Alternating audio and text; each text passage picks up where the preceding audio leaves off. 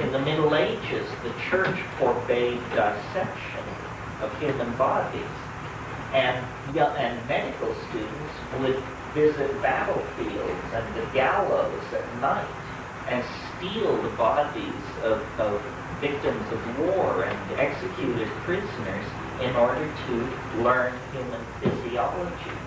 Where that spirit of scientific courage has gone, I don't know, but there's very little of it left. Now people feed at the trough of government grants and enormous corporate research budgets, and the idea of actually pursuing truth or attempting to understand the phenomenon in an unbiased fashion, divorced from its commercial, social, and political dimensions, is unheard of. Yeah.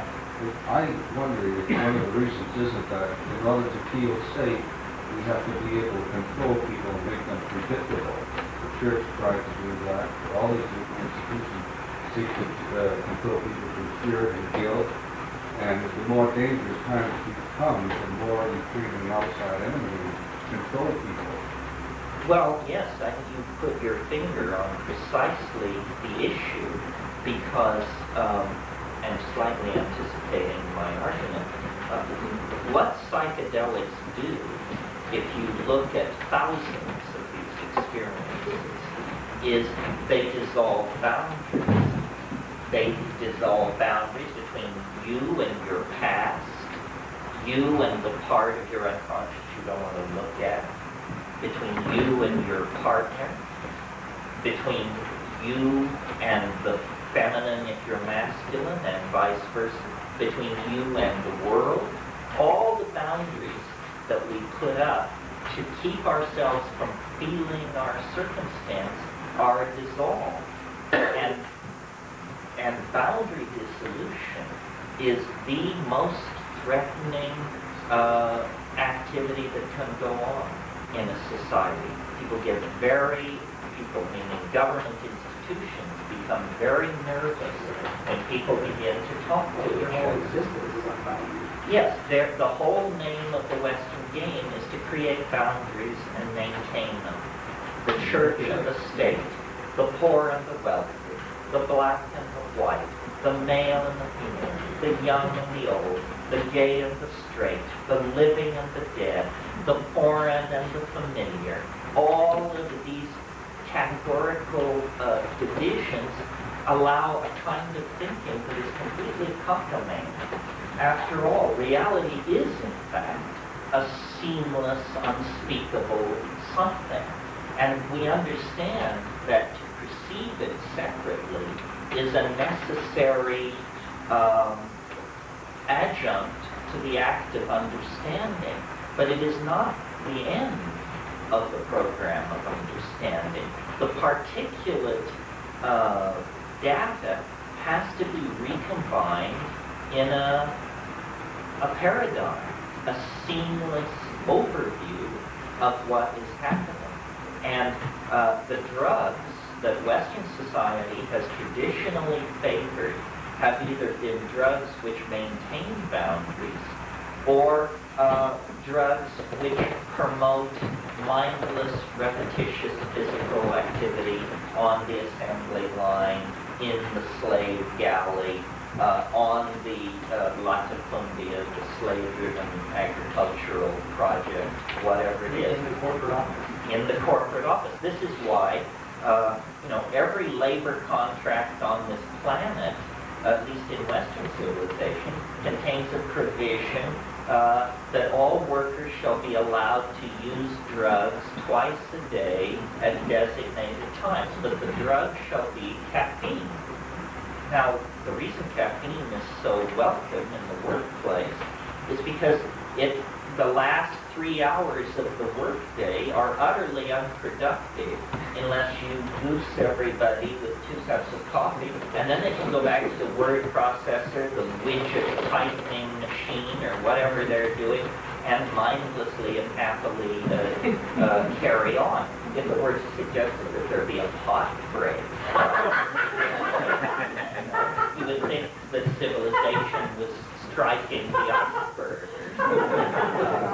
So, and an alcohol, red meat, sugar, and tobacco culture.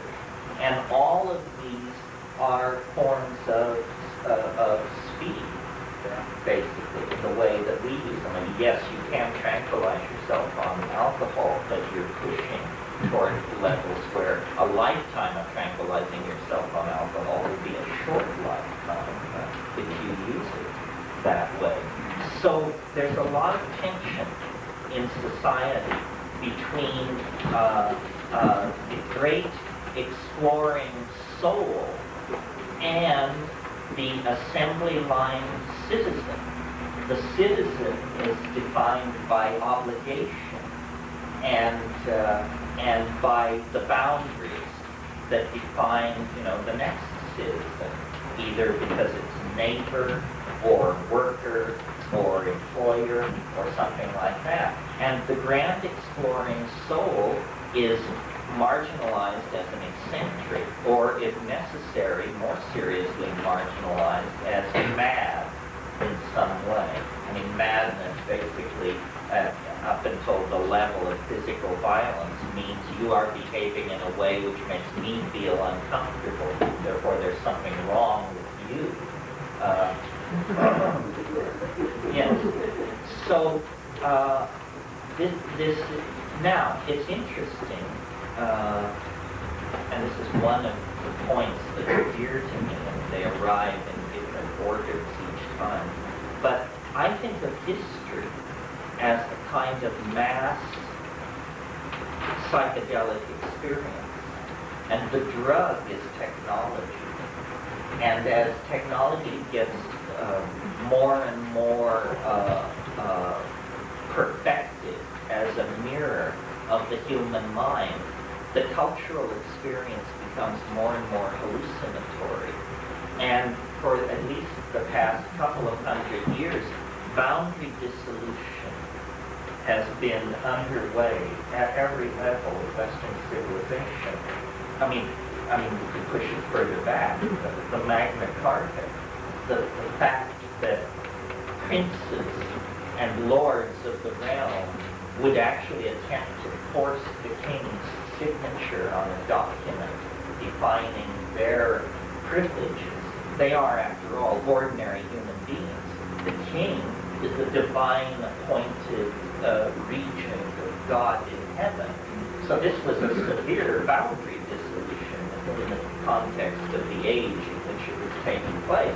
They were actually saying, you as Christ's representative on earth should cede some of this omnipotence to us, mere mortals suspended in the political process. Well, that leads then to broader demands for human rights, for the idea that a permanent and large segment of society kept in permanent poverty is unacceptable. We got rid of debtors' prisons, things like this. As the collectivity of our humanness becomes an intellectual legacy for all of us, there is a dissolving of boundaries of race, class, status, language, so forth and so on. And the whole of the 20th century has seen a massive acceleration of this. The breakdown of the Soviet Union was in fact simply, it was even so described, the lifting of the Iron Curtain, meaning a membrane has suddenly disappeared.